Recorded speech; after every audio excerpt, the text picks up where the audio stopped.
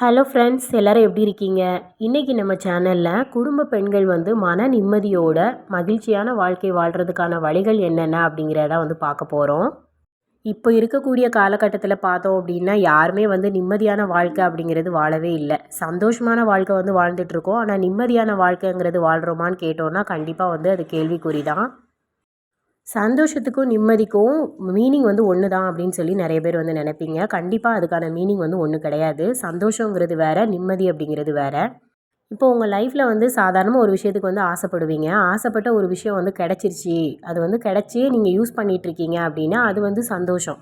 ஆனால் அந்த சந்தோஷம் அப்படிங்கிறது லைஃப் லாங் வந்துச்சு அப்படின்னா தான் அது நிம்மதி. எக்ஸாம்பிளுக்கு பார்த்தோம் அப்படின்னா இப்போ நீங்கள் பிரியாணி சாப்பிட ஆசைப்படுறீங்க.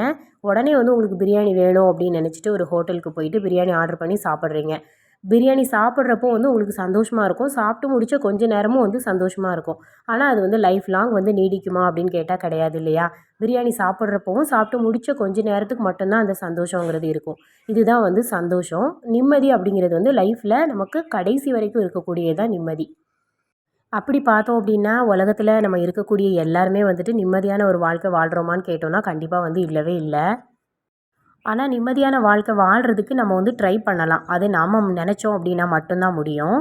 இப்போது குடும்ப பெண்களாக இருக்கக்கூடிய நம்ம பார்த்தோம் அப்படின்னா நமக்கு நிறைய பிரச்சனைகள் இருக்கும் இல்லையா? ஃபேமிலியில் இருக்கக்கூடிய பிரச்சனை, வெளியில் உள்ளவங்களால் வரக்கூடிய பிரச்சனை, இந்த மாதிரி நிறைய பிரச்சனைகள் நம்ம லைஃப்பில் இருக்கும். இந்த மாதிரி பிரச்சனைகளெல்லாம் சமாளிக்கிறதுக்கு நமக்கு தனி திறமை தான் வேணும். அது மட்டும் இல்லாமல் நம்ம நிம்மதியான வாழ்க்கை வாழ்கிறது அப்படிங்கிறது ரொம்ப ரொம்ப கஷ்டம். நிறைய பிரச்சனைகளை தாண்டி நம்ம நிம்மதியாக வாழணும் அப்படிங்கிறப்போ ரொம்ப கஷ்டமாக இருக்கும். ஃபர்ஸ்ட்டு நம்ம நிம்மதியாக வாழணும் அப்படின்னு நினச்சோம் அப்படின்னா முதல்ல நம்ம ஃபாலோ பண்ண வேண்டிய விஷயம் என்ன அப்படின்னு பார்த்தோன்னா, பொறுப்புகளை உங்கள் தலை மேலே அவ்வளோத்தையும் சுமத்திக்காதீங்க.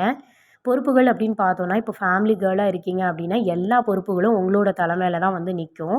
அந்த மாதிரி டைமில் நீங்கள் ஹஸ்பண்ட் ஒய்ஃப் இருக்கீங்கன்னா பேசி ஒரு முடிவு எடுத்துக்கிறது பெட்டர்.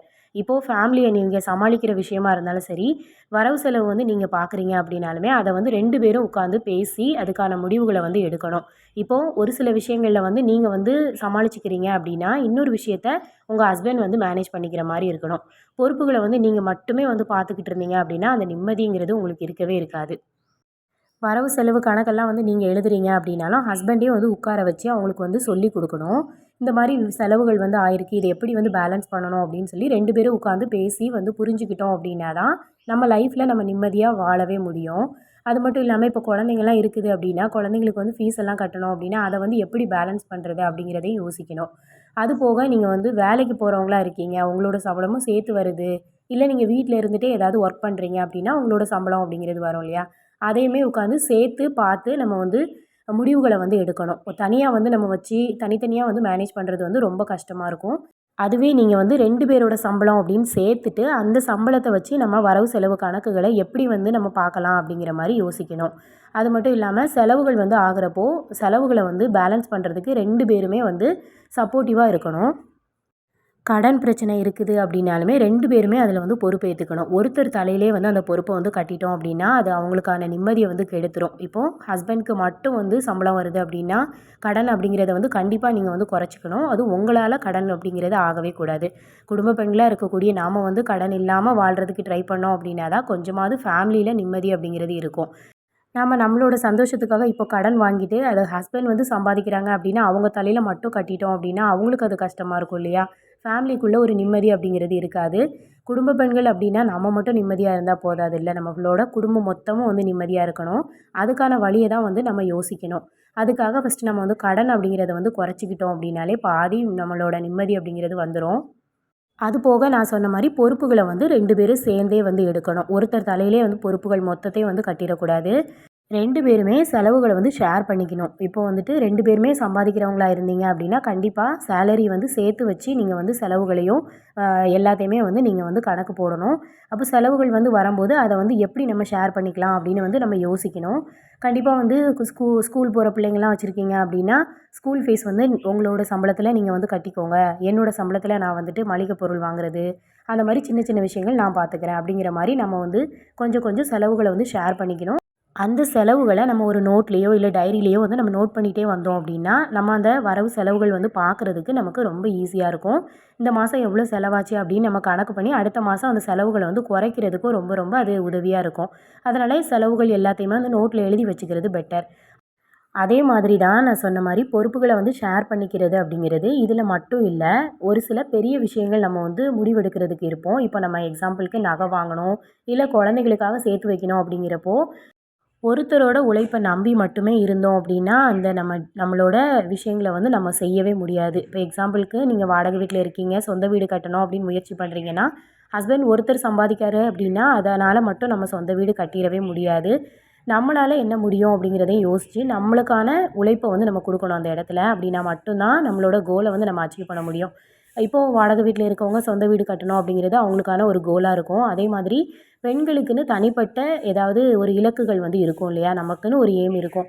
அத வந்து நிறைவேத்துறதுக்கு கண்டிப்பா பணம் அப்படிங்கிறது தேவைப்படும். அத வந்து ஒருத்தரோட சம்பளத்தில இருந்து மட்டும் வந்து நம்ம வந்து இது பண்ணவே முடியாது. அதனால வந்து 2 பேரோட சம்பளம் அப்படிங்கிறது இருக்கணும் கண்டிப்பா. உங்களால வெளியில போய் வேலைக்கு போக முடியல அப்படின்னாலும், வீட்டுக்குள்ள இருந்து ஏதாவது நம்ம பண்ண முடியுமா அப்படின்னு சொல்லி யோசிக்கலாம். அந்த மாதிரி நம்மளோட பொறுப்புகள், செலவுகள எல்லாத்தையுமே வந்து ஷேர் பண்ணிக்கிட்டோம் அப்படின்னா, நிம்மதி அப்படிங்கிறது அந்த குடும்பத்தில கொஞ்சம் கொஞ்சம் வர ஆரம்பிச்சுரும். அடுத்ததா பார்த்தோம் அப்படின்னா, ஏதாவது ஒரு விஷயத்துக்கு வந்து நம்ம ஓவரா வந்து டென்ஷன் ஆகுறது, ஸ்ட்ரெஸ் ஆகுறது இந்த மாதிரி வந்து இருக்கவே கூடாது. எந்த ஒரு விஷயத்தையும் வந்து நம்ம ஈஸியா வந்து ஹேண்டில் பண்ண பழகிக்கணும். இந்த மாரி வந்து நம்ம சின்ன சின்ன விஷயங்களுக்கெல்லாம் ரொம்ப ஸ்ட்ரெஸ் ஆகிட்டு, ரொம்ப வந்து டென்ஷன் ஆகிட்டு இருந்தோம் அப்படின்னா, கண்டிப்பா நம்மளால நிம்மதியான வாழ்க்கை வாழவே முடியாது. அந்த விஷயத்துலேருந்து எப்படி வெளியில வரது? அந்த விஷயத்துல நம்மளோட கோவத்த எப்படி குறைக்கிறது? அப்படின்னு சொல்லி நம்ம யோசிக்கணும். ஆனா, அதுக்கு நெறைய வந்து பொறுமை அப்படிங்கிறது தேவை. அது மட்டும் இல்லாம, நம்மளோட சூழ்நிலைகள் வந்து அதுக்கு தகுந்தால இருந்துச்சு அப்படின்னா, நம்மளால அந்த இடத்துலேருந்து ஸ்ட்ரெஸ்ஸுலேருந்து வெளியில வர்றது வந்து ரொம்ப ரொம்ப கஷ்டம். நம்ம சூழ்நிலைகள மாத்திக்க நம்ம வந்து ட்ரை பண்ணலாம். கொஞ்சம் கொஞ்சம் வந்து ஸ்ட்ரெஸ்லேருந்து ரிலீஃப் ஆகுறது எப்படி அப்படின்னு சொல்லிட்டு யோசிச்சு பார்க்கலாம். அதுக்கான முயற்சிகள வந்து நம்ம ட்ரை பண்ணி பார்க்கலாம். ஒவ்வொருத்தருக்கும் ஒரு ஹாபி அப்படிங்கிறது இருக்கும் இல்லையா? நம்ம பெண்கள் அப்படின்னாலே கல்யாணத்துக்கு முன்னாடி நம்ம வேற மாதிரி இருந்திருப்போம். கல்யாணம் ஆனதுக்கப்புறம் தான் நம்மளோட லைஃப் வந்து மாறியிருக்கும் இல்லையா? கல்யாணத்துக்கு முன்னாடி இருந்து நம்ம ஒரு சில விஷயங்கள் வந்து ஃபாலோ பண்ணிட்டு இருந்திருப்போம். ஆனா கல்யாணத்துக்கு அப்புறம் வந்து அத வந்து செய்ய முடியாம இருக்கும் நமக்கு.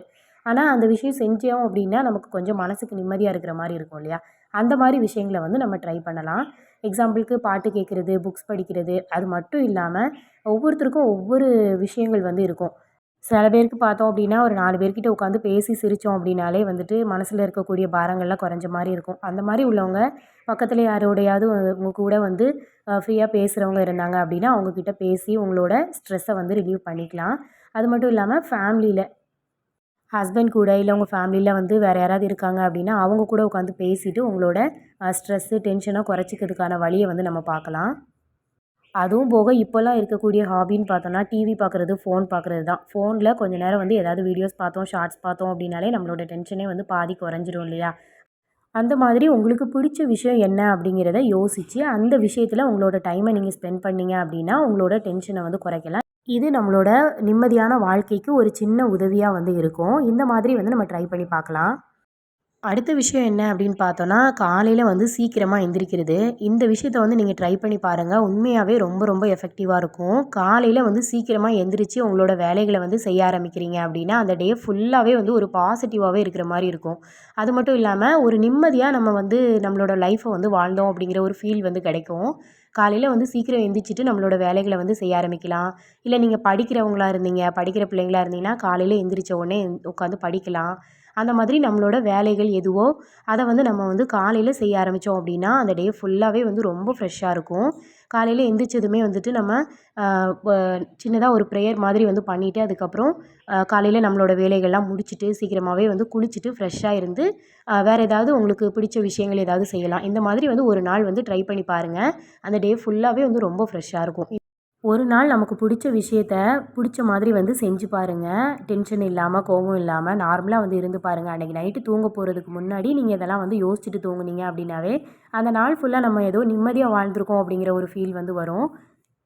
அதே மாதிரி சீக்கிரமா தூங்குறது, தூங்க போறதுக்கு முன்னாடி நீங்க செஞ்ச விஷயங்கள், அன்னைக்கு செஞ்ச நல்ல நல்ல விஷயங்களெல்லாம் நெனச்சு பார்த்துட்டு தூங்குங்க. அன்னைக்கு வந்து நிம்மதியா நம்ம வாழ்ந்தோம் அப்படிங்கிற மாரி ஒரு ஃபீல் இருக்கும். அடுத்ததா பார்த்தோன்னா, புது புது விஷயங்கள வந்து கத்துக்கிறது. நம்மளோட வாழ்க்கை அப்படிங்கிறது வந்து கத்துக்கிறதுல தானே இருக்கு. அதுவும் புதுசான விஷயங்கள கத்துக்கிறது. நெறைய விஷயங்கள் நமக்கு தெரியாத விஷயங்கள் இருக்கு. எல்லாமே வந்து நம்ம கத்துக்கலாம்.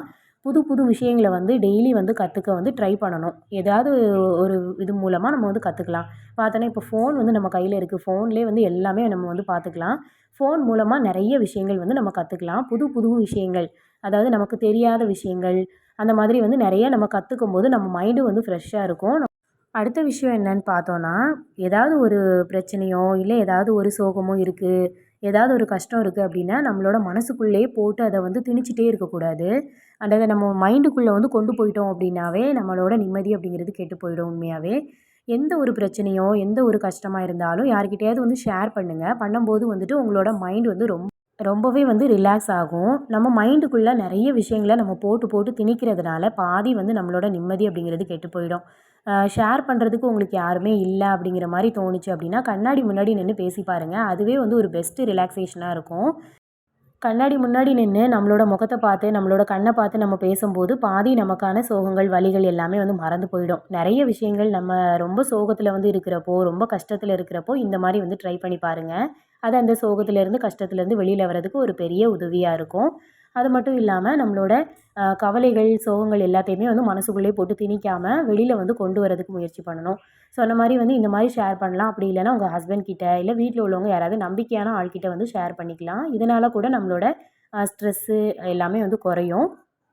யார்கிட்டயும் வந்து எந்த ஒரு விஷயமும் சொல்லாம, மனசுக்குள்ளேயே போட்டு திணிச்சுட்டு, அப்படியே வந்து மனசுக்குள்ளேயே இந்த சோகத்த வச்சுட்டு, வலிய வச்சுட்டு, உங்களுக்குள்ளேயே நீங்க அழுதுட்டே இருக்கீங்க அப்படின்னா, உங்களோட நிம்மதி அப்படிங்கிறது உங்க வாழ்க்கையில இருக்கவே இருக்காது. யார்கிட்டயாவது ஒருத்தர்கிட்ட ஷேர் பண்ணிட்டு, அதுக்கான சொல்யூஷன வந்து நீங்க தேட ட்ரை பண்ணணும். கண்டிப்பா யாராவது ஒருத்தர் நல்ல ஒரு சொல்யூஷன் வந்து குடுப்பாங்க. இப்போ வந்து நம்ம வீட்ல உள்ளவங்களே இருக்காங்க அப்படின்னா, நம்மளோட கஷ்டங்கள அம்மா கிட்டலாம் வந்து ஷேர் பண்ணுவோம் இல்லையா? அந்த மாதிரி நம்மள புரிஞ்சுக்கிற ஒரு ஆள்கிட்ட வந்து நம்ம ஷேர் பண்ணலாம். இந்த மாரி ஷேர் பண்ணும்போது நம்மளோட கஷ்டம் வந்து நமக்கு பெருசா தெரியாது. அப்படி உங்களுக்கான வலிய வந்து யாருமே புரிஞ்சுக்கல அப்படின்னு நினைக்கிறீங்க அப்படின்னா, ப்ரேயர் பண்ணுங்க. ப்ரேயர் பண்ணும்போது கூட நமக்கான ஒரு சொல்யூஷன் வந்து நமக்கு கண்டிப்பா கிடைக்கும். இது எல்லாமே மீறி நம்ம வீட்டுக்குள்ள இருக்கிறது தான் நமக்கு வந்து ஸ்ட்ரெஸ் ஆகுது, நமக்கான நிம்மதிய வந்து கெடுக்குது அப்படின்னு நெனைச்சோம்னா, கொஞ்சம் தூரம் வந்து நம்ம வெளியில போயிட்டு வரலாம். நம்ம வீட்டு பக்கத்திலேயே வந்து ஏதாவது கொஞ்சம் தூரம் நடந்து போற மாரி வழி இருந்துச்சு அப்படின்னா, நடந்து வந்து போயிட்டு வாங்க. இந்த மாரி வந்து பண்றப்போ நம்மளோட ஸ்ட்ரெஸ்ஸு, டென்ஷன் எல்லாமே வந்து குறையும். அது மட்டும் இல்லாம, நம்ம வீட்ல குழந்தைங்கலாம் இருக்காங்கன்னா, குழந்தைங்கள கூட்டிட்டு கூட நம்ம வாக்கிங் மாதிரி வந்து போயிட்டு வரலாம். அந்த மாரி நம்ம பக்கத்துல ஏதாவது கொஞ்சம் தூரம் வந்து போயிட்டு வரோம் அப்டின்னா, நமக்கு ஒரு டென்ஷன் இல்லாம இருக்கும். அது மட்டும் இல்லாம கொஞ்சம் நிம்மதியா இருக்கிற மாரி இருக்கும் மனசுக்கு. இந்த மாதிரி சொல்லப்போனா, நம்ம வாழ்க்கையில உள்ள சின்ன சின்ன சந்தோஷங்களெல்லாம் நம்ம ஒண்ணா சேர்க்கிறப்போ, நமக்கு நிம்மதி அப்படிங்கிறது கிடைக்கும். எந்த ஒரு விஷயமுமே வந்துட்டு நமக்கு சந்தோஷத்த குடுக்காம வந்து இருக்காது. சின்ன சின்ன விஷயங்கள் கூட நம்ம வாழ்க்கையில ஒரு சந்தோஷத்த வந்து குடுத்துருக்கும். அந்த மாரி சந்தோஷங்கள எல்லாத்தையும் கலெக்ட் பண்ணி ஒண்ணா வச்சுக்கோங்க. இதெல்லாம் வந்து ஒண்ணா வச்சுட்டு நிம்மதியான வாழ்க்கைக்கு வாழ ட்ரை பண்ணுங்க. அடுத்ததா பார்த்தோன்னா, செல்ஃப் லவ். அதாவது நம்மள நம்ம வந்து லவ் பண்ணணும். கண்டிப்பா வந்து நம்மள நமக்கு வந்து பிடிச்சிருக்கணும். கண்டிப்பா நம்மள நமக்கு வந்து பிடிக்கும். ஆனா ஒரு சில நேரங்கள்ல நம்ம வந்து எதுக்குமே வந்து தகுதி இல்லாதவங்க, நான் ரொம்ப வந்து அன்லக்கி, எனக்கு வந்து லைஃப்ல ஆசைப்பட்டது எதுவுமே வந்து கிடைக்கவே செய்யாது. இந்த மாதிரி வந்து நம்மள நாமளே வந்து பேசிப்போம். இது வந்து நம்மளோட கான்ஃபிடென்ட் லெவல வந்து குறைக்கும். கண்டிப்பா இந்த மாதிரிலாம் வந்து உங்களுக்குள்ள பேசிக்காதீங்க. நான் கூட இந்த மாரிலாம் நெறைய நேரங்கள்ல வந்து யோசிச்சிருப்பேன். ஆனா, ஒரு சில நேரங்கள்ல வந்துட்டு நம்மளோட திறமைய பார்த்து நம்மளே வந்து நெறைய நேரங்கள்ல ஆச்சரியப்படுவோம். பரவால்ல நமக்குள்ள இந்த மாரி ஒரு விஷயங்கள்லாம் வந்து இருக்குது. இதெல்லாம் ஆனா நமக்கு நமக்கு மட்டும் தான் தெரியும் அது. யாருக்குமே வந்து தெரியாது. அந்த மாரி நமக்குள்ள உள்ள திறமைகள், நமக்குள்ள உள்ள நல்ல நல்ல விஷயங்கள வந்து நமக்கு நாமே வந்து பாராட்டிக்கணும். இந்த மாரி வந்து ட்ரை பண்ணி பாருங்க. நம்மளோட கான்ஃபிடென்ட் லெவலும் அதிகரிக்கும். நம்ம மேல நம்ம நம்பிக்கை வந்து கண்டிப்பா வச்சோம்னா மட்டும் தான் நம்மளால நிம்மதியான வாழ்க்கை வாழ முடியும். நம்மளோட கோல வந்து அச்சீவ் பண்ண முடியும். உங்களுக்குன்னு ஒரு கோல் வந்து வச்சிருப்பீங்க இல்லையா? அத அச்சீவ் பண்ண முடியாது அப்படின்னு சொல்லி நம்ம நினைக்கவே கூடாது. இன்னைக்கு இல்லனாலும் என்னைக்காவது ஒரு நாள் நம்மளோட ட்ரீம நம்ம அச்சீவ் பண்ணுவோம். அதுக்கான முயற்சிகள வந்து நம்ம எடுக்கணும். நம்ம நார்மலா வந்து இருந்துட்டே இருந்தோம்னா, நம்மளால எதுவுமே பண்ண முடியாது. நம்ம அதுக்கு வந்து ட்ரை பண்ணிட்டே இருந்தோம்னா, கண்டிப்பா அந்த வெற்றிங்கிறது ஒரு நாள் கிடைக்கும் உங்களுக்கு. இந்த மாதிரி வந்து சின்ன சின்ன விஷயங்கள்ல நம்ம பண்ணுற நல்ல விஷயங்கள நம்ம பாராட்டிக்கணும். நமக்கான பாராட்டுகள வந்து வேற யாருமே குடுக்க வேண்டாம். உங்களுக்கான பாராட்ட நீங்களே வந்து குடுத்துக்கோங்க. இந்த மாரி பண்றப்போ, ஒரு சந்தோஷம் நமக்குள்ள வந்து கிடைக்கும். இந்த மாரி சின்ன சின்ன சந்தோஷங்கள் தான் நமக்கு நிம்மதியே வந்து கொடுக்குது. அடுத்தவங்க பாராட்டணும் அப்படின்னு நினைக்கிறத விட, நம்மள நாமளே வந்து பாராட்டிக்கிறப்போ, நமக்கான நிம்மதி அப்படிங்கிறது வந்து கிடைக்கும். பரவால்ல நம்மளும் வந்து நல்லா பண்ணியிருக்கோம் அப்படின்னு சொல்லிட்டு நம்மளே வந்து நம்ம நெனச்சுக்கணும். கண்டிப்பா வந்து அடுத்தவங்க நம்மள பத்தி வந்து ஏதாவது ஒரு குறையாவது வந்து சொல்லாம இருக்க மாட்டாங்க. ஏன்னா நம்மகிட்டயும் வந்து ஒரு சில விஷயங்கள் வந்து இருக்கும். ஆனா அது வந்து நமக்கே வந்து தெரியும். சில நேரங்கள்ல தெரிய தான் செய்யும். ஆனா அடுத்தவங்க சொல்லும்போது அது வந்து ஒரு பெரிய விஷயமா வந்து சொல்லுவாங்க. நம்மக்கிட்ட ஒரு ஒரு தப்பு இருக்குது, நம்மக்கிட்ட ஒரு மிஸ்டேக் இருக்குது அப்படின்னா அதை வந்து ஒரு பெரிய விஷயமா சொல்லுவாங்க. ஆனால் நமக்கு பார்த்தோம் அப்படின்னா அது வந்து சாதாரணமான விஷயம் தான். அதை நம்ம ஈஸியாக வந்து கரெக்ட் பண்ணிக்க முடியும். அதனால் நம்ம வந்து அடுத்தவங்க கிட்ட எந்த ஒரு பாராட்டையும் எந்த ஒரு விஷயத்தையும் வந்து எதிர்பார்க்காம நமக்கு நாமளே வந்து பாராட்டிக்கணும். நம்மளோட தப்பை நாமளே வந்து திருத்திக்கணும். இந்த மாதிரி நம்ம மிஸ்டேக் பண்ணியிருக்கோம் அப்படின்னா நம்ம அதை யோசித்து அதை எப்படி வந்து திருத்திக்கலாம் அப்படின்னு சொல்லி அதுக்கான முயற்சிகளை வந்து எடுக்கலாம். இந்த மாதிரி வந்து நீங்கள் ட்ரை பண்ணி பாருங்கள். நமக்கு நிம்மதி அப்படிங்கிறது ஆட்டோமேட்டிக்காக வர ஆரம்பிச்சிடும். சின்ன சின்ன சந்தோஷங்களெல்லாம் வந்து கலெக்ட் பண்ணி வச்சுட்டு அதை நிம்மதியான வாழ்க்கைக்கு வந்து கொண்டு போக ட்ரை பண்ணுங்கள். சின்ன சின்ன சந்தோஷங்களே நம்ம வாழ்க்கையில் ஒரு பெரிய ஒரு நிம்மதியை வந்து கொடுக்கும். இந்த மாதிரி வந்து ட்ரை பண்ணி பாருங்கள். கண்டிப்பாக உங்கள் லைஃப் வந்து மாறும். இந்த வீடியோ பார்த்துட்ருக்க குடும்ப பெண்களாக இருந்தாலும் சரி, இல்லை ஆண்கள், இல்லை நார்மலான பெண்களாக இருந்தாலும் சரி, எல்லாருக்குமே வந்துட்டு ஒரு கோல் இருக்கும். அந்த கோலை வந்து அச்சீவ் பண்ணுறத மட்டுமே உங்களோட மைண்டில் வச்சுக்கோங்க. நம்மளோட ட்ரீமை அச்சீவ் பண்ணுறதுக்கு நமக்கு என்ன தேவை அப்படிங்கிறத யோசித்து அதுக்கான முயற்சிகளை எடுங்க. உங்களோட கோலை நீங்கள் சீக்கிரமாக அச்சீவ் பண்ணிட்டீங்க அப்படின்னாலே உங்களுக்கான நிம்மதிங்கிறது உங்களை தேடியே வந்துடும். நம்ம எதுக்காகவும் வந்து கவலைப்பட தேவையே இல்லை. இந்த வீடியோ பிடிச்சிருந்ததுன்னா வீடியோக்கு ஒரு லைக் கொடுத்து சேனலை சப்ஸ்கிரைப் பண்ணிக்கோங்க. தேங்க்ஸ் ஃபார் வாட்சிங்.